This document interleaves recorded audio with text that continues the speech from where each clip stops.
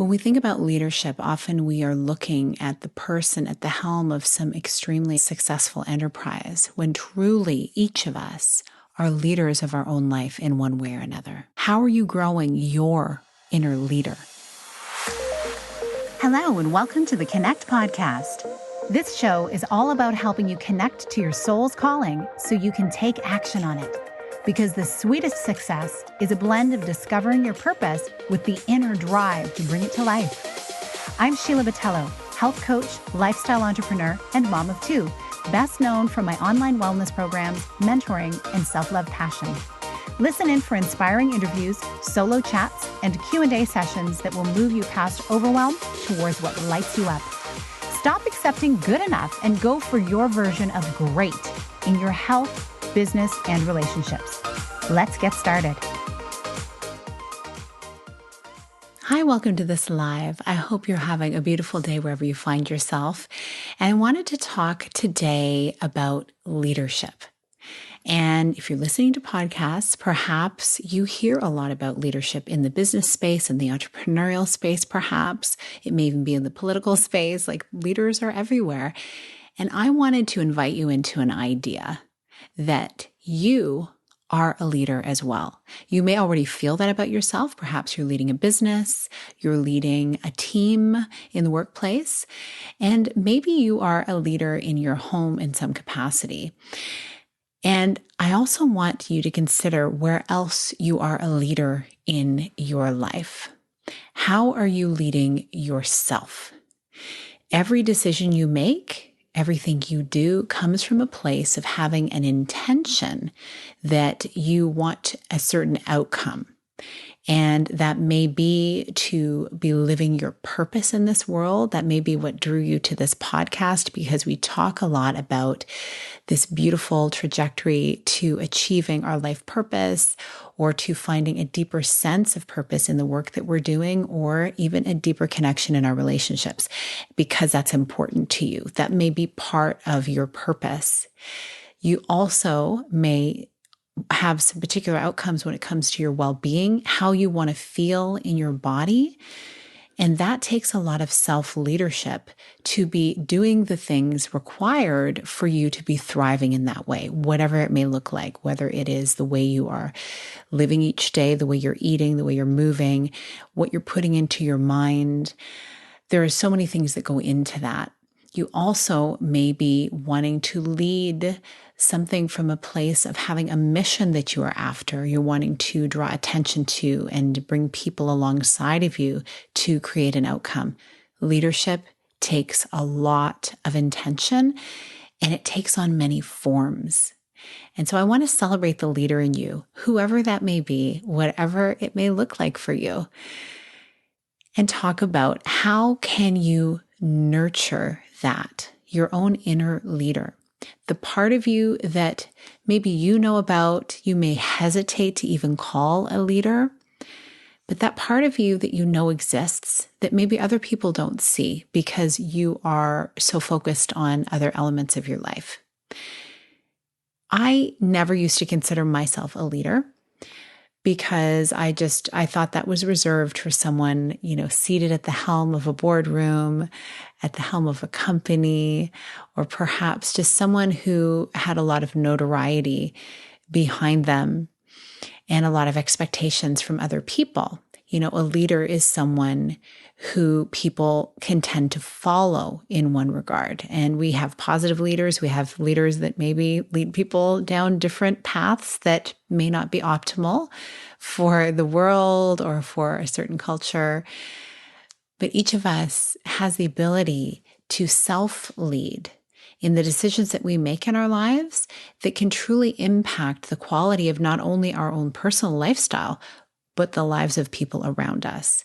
And when I think of anyone who particularly is like in a parenting role or a teaching role, where truly you are leading other people, often younger people, that is a really, really important role. I had a conversation the other day. Here we are with the World Cup on currently, and the importance of coaches, for instance, and the way that they lead these players, perhaps from a very young age, and the influence that they have on them as well. You hear about these great coaches who people write about. There's books about them, and these great players from all different types of sports can talk and point to different coaches that formed them. They had such a beautiful way of getting to their soul and pulling out their best. And they feel like they're a better person, not only a better player, but a better person because of what they learned from these coaches. And then, of course, you hear the opposite. You hear about coaches who they have the full attention of these players from a young age, but then they may not lead them in the best way. And those things can be destructive as well. And so how do we find that balance personally when we are looking at nurturing our own inner leader, the one that leads us to do the things that we personally do, that leads us to do those things that improve our lives, that perhaps improve the lives of others as well, versus the kind of leader that maybe wants to cut corners, just wants the notoriety, is kind of stuck on the ego, which is something we all struggle with because we live in these human bodies and we're surrounded by all of these messages telling us we need to show up a certain way. So how do we do that? And so as I got thinking about this and the influence that leaders have and the influence that each of us has really in any place that we find ourselves, I got thinking about what are some practices that I really respect in people who I look up to, people who I've been mentored by, various people, maybe I've speakers or authors or people I've heard share their story that I really respect. And knowing, of course, that these leaders are human beings who are not perfect, but they have maybe done something that others haven't, or they've accomplished great things in the mind of the people who appreciate their work or their form of leadership. And one of the things that I've noticed is very common, seemingly at the top of the list, in my opinion, is these leaders do take time out. They take space for themselves to be with their thoughts, to process their creative ideas, input, statistics, whatever it may be for what they're doing. And they take space away so they can really take a step back from the day-to-day to see the bigger picture. So we can envision this in titans of industry. We can envision this in coaches of teams where they have the off season, where they're stepping back, they're rejuvenating, they're looking at the tapes of the people who are on their team and making new strategies and just really looking at the bigger picture and trajectory of where they want to go, casting the vision so they can share it as the leader of the team. They take space. And so for you and I, who may not be at the helm of $1 billion company, perhaps you are. Hey, if you are, thanks for listening. I appreciate it. Or maybe you're leading a family. Maybe you're leading, a small team at work. Maybe you're leading a mid-sized team. Maybe you are leading your business that is growing at various stages. And maybe you are just starting out and thinking about, what do I want to do with my life? You, in having that moment of thought, you're taking a step of leadership by actually realizing that you have a choice and you have a say in what can happen next. You're going to take some actions, and it starts with casting a vision. So I invite you, in whatever area of your life that you are wanting to take more leadership on, to do the same thing. Take a step back. See how you're doing. See the results you're getting in whatever area of your life that you are wanting to focus on, whether it be your health, your business, your relationships. And take a little assessment. Ask yourself some questions. A few you can start with are, how different are my outcomes now compared to 6 months ago or a year ago or 2 years ago, let's say. Do a comparison. Then ask yourself, am I happy with that? And then you can ask yourself, why do I think these are the outcomes that I'm getting? What caused this outcome? And you can celebrate the things that really helped you win in those areas. And you can maybe just take note of those things that you're not too happy about or things you'd like to improve. And then the next question you can ask is, where do I really want to be? Where do I want to move this to? And start vision casting for yourself and stepping out of the how can it get done and stepping into the vision of what you really desire, what you want to have happen. How will it make you feel?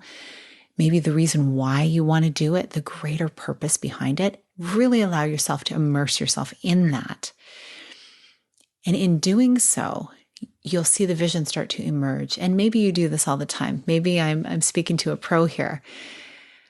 But if you've not done this before, there's so much power in stepping out of the how, stepping out of the day-to-day and dreaming. Because every incredible invention, every incredible experience that you've witnessed or had, everything that maybe you take even for granted in your home that is really a modern innovation marvel, is something that first was someone's vision. And until we slow down and take space, we don't have time for those ideas to land and to really marinate and turn into something beautiful as a vision for our own selves and our lives and our futures. So that's the first thing I wanted to invite you into considering is, where can you take space so that you can take a step of leadership in the direction that you want to go? Not that everybody else is telling you, not what's popular that you see in the media or on social media or wherever, not what everybody else is doing, but what really resonates for you. You only fully will know that when you step back and get quiet. I talk about getting quiet a lot, which is funny because, if you know me personally, if you spent time with me, or if you're my family, I'm not always that quiet. I have loud music on all the time. There's music. I love to sing. I love having music on and dancing to it. And I just love those vibes. And I love conversation, obviously. And I have a podcast, so you're listening to me talk right now. But here's a little bit of a secret here. I love my solitude as well. I love to take that time to get quiet and to just listen and to journal and just allow my thoughts to merge. That only happens when I take space from everything around me. That's why I love nature so much. That's why I love my walks so much. And being under the trees, or at this point, under the bare trees and walking on the snow. It's important. And I know that that is what has helped me to grow. It's helped me to face some things perhaps I didn't really want to face too, about maybe decisions I needed to make, conversations I needed to have. All that stuff has landed when I've been by myself with no music on and just total silence. Well, maybe the sound of the birds on a walk, right? So that's the first thing I want to leave you with about nourishing and nurturing your inner leader. The other thing I wanted for you to consider is there is the time alone to nurture our inner leadership. And then there is the time to have wise counsel surrounding us. And that can look different for so many people. Again, titans of industry have their trusted confidants, their consultants, and their board of directors and various people around them who are advising them. They're trusted advisors, people who've walked before them or who have experience where they don't have experience. Then there is people like you and I, or people who are entrepreneurs, people who are, working in a traditional corporate environment. They also have their colleagues and people who are there to advise them and to bounce ideas off of. That's why I love masterminds. I love memberships. I love communities, which is why I have the Seasons Collective that is opening its doors soon. I'm so excited to be able to provide that as well. There's something special about surrounding yourself for your personal life, your wellness, your initiatives of reaching your goals, where you're surrounded by several trusted people who do have your best interest at heart, who care. And that's something for you to vet. Certainly, it may take some time for that to happen, but reaching out to one or a few, like a handful of people to surround yourself with, so that when you are trying new ideas and trying to decide what it is that you want to achieve, you have some voices there to guide you, or at least to bounce ideas off of, and to give you some sense that You're not speaking to an echo chamber. You have some people there to help clarify some things, perhaps. And it's something that I've cultivated over time as well. I'm so grateful the last decade, the people that have come into my world that really I've sought out and I've been open to. And without them, there's a lot of things that I would not have brought into this world or brought to light because I maybe didn't think they were that important. And it wasn't until having conversations with other like-minded people and people not even doing the same exact type of work as me, they were kind of mirroring things back to me that helped me realize what was really valuable and worthwhile doing. So I invite you to consider, especially as we are reflecting on this year and headed into the new year, where can you gain the support that you desire to help you in your life, business, relationships, everything. Get that support and that advising counsel that perhaps you want, or just a listening ear to help you work through things. Because I find often I process outwardly, and that's how I get my best answers, is by letting it download and then kind of bouncing it off of somebody who is intent in helping and listening as well. So there's a couple of thoughts for you on how to nurture your inner leader. And when you do that, you'll see so many beautiful things happen. Actual growth and progress will happen because you're making the intention a reality by doing something about it, by creating space for it, and by having conversation about it as well. So as you continue with your week, I hope you really feel into some of these things for yourself. And if you're looking for a community of like-minded people who want to elevate and make an impact in the world while honoring the rhythms of their body and their wellness so that they can have a greater impact, that is what the Seasons Collective is all about, and the Seasons app. You can find all about it out at the link in bio. And if you're listening to the podcast, you can find it in the show notes as well. I welcome you with open arms to have a look. And I hope you have a beautiful rest of your day. And I will see you on another episode. Big blessings. Thank you so much for being here with me on the Connect podcast. If you like this episode, please share it with someone you think would enjoy it. Also, if you head over to iTunes to leave a review, I'd be so grateful. Let us know what your favorite parts were and what you'd like to hear more of. It will help us have a greater impact, elevating many more people to grow and succeed together. See you next time.